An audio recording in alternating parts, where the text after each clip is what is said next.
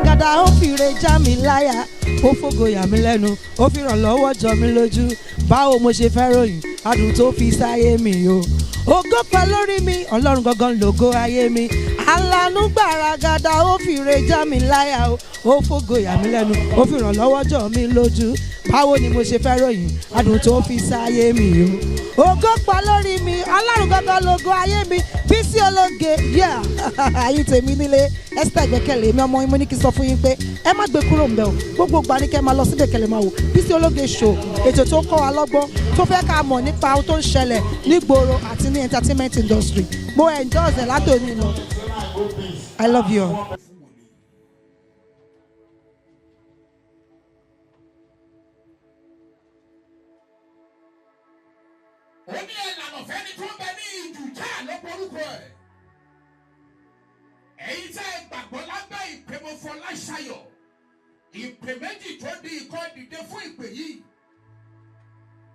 Allow me to welcome my prophet to the podium.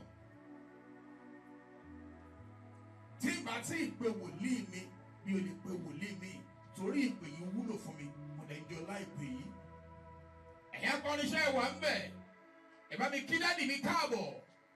Senior prophet, doctor and evangelist Taiwo Ofalashayo.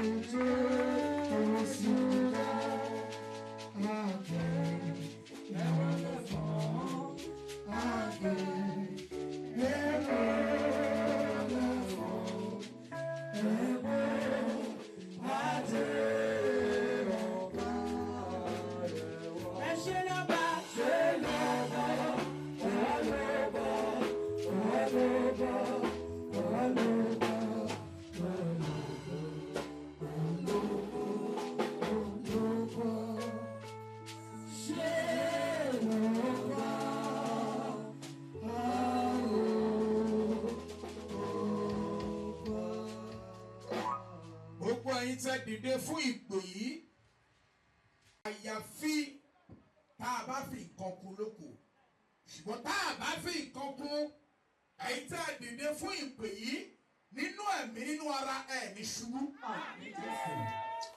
Àwọn èèyàn ò tí ì dé gbogbo ẹ̀yin tẹ́ kọ́ ìpè yìí lẹ́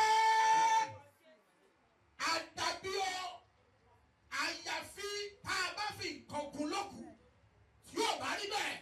Nínú ẹ̀mí nínú ara ẹ̀ ní ṣubú. Ìpè méjì tó dìkan ni o.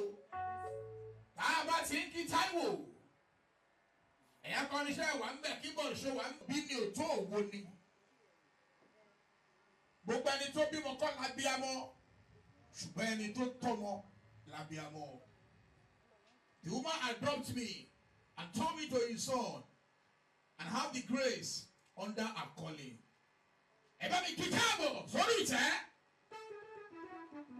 Nobody than my mother, senior prophet and evangelist, Enrico Ofalashayo.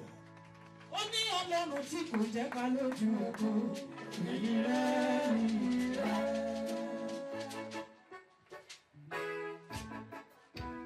Ọba tí kò jẹ́ ká lójú ògo.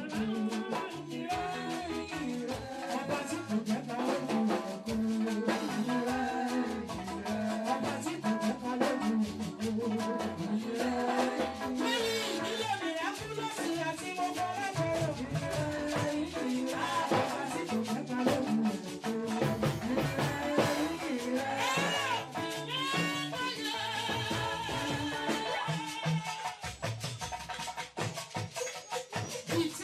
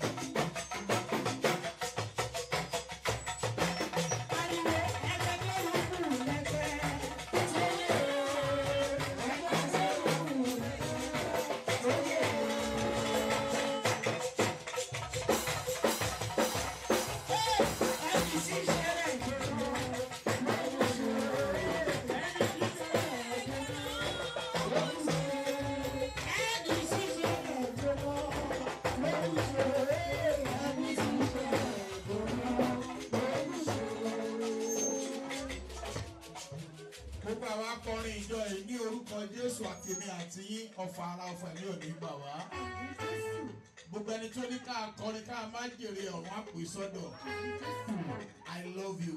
Lọ́jọ́ Friday, I love you 70%. But lẹ́ni Sunday, I love you 99%. Ẹ pàtẹ́wọ́ fúnra yín náà.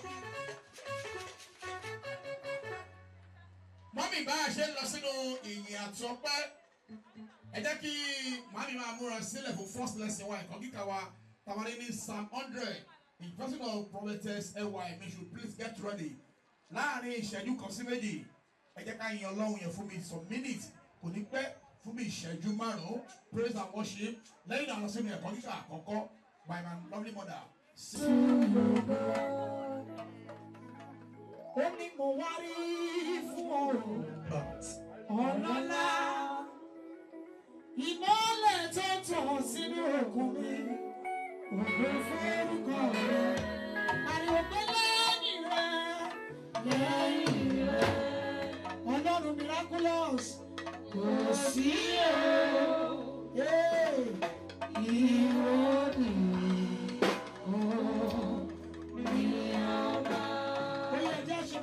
ìṣẹ́jú márùn-ún ẹ bá mi gbé ká pa mi.